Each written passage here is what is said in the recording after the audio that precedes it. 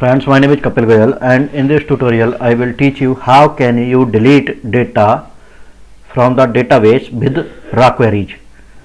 But we will do first, we will define a root. For this we can comment this one, and I am going to comment this one also. Now we will define a root here, copy this and here paste it, delete. Now you can change the function name from here. We will use the same controller. Now save this, and we will create a function with this name.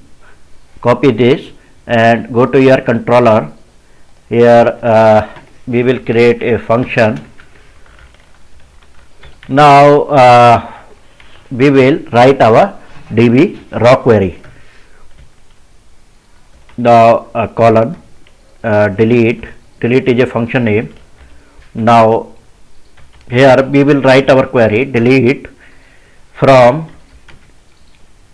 blocks is our table name, where id is equal to question mark, and in the array we can give the id. Now our id will be, I want to delete the second row, so we will use the to id. Now we will save the result in this variable, and here we will return the result. Now save this. Now if I run this, it should return 1 in the browser. Now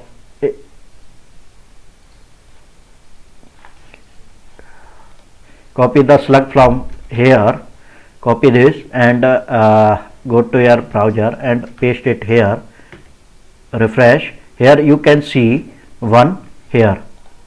Now as you can see, our data should be deleted from this table. Now you can see there is no second row. Now if I want to delete the first row also, what we will do, we can change the id here. Save this, and if I go to the browser again and refresh this page, now you can see 1 here, and this item should also be deleted. Now you can see the blank table here.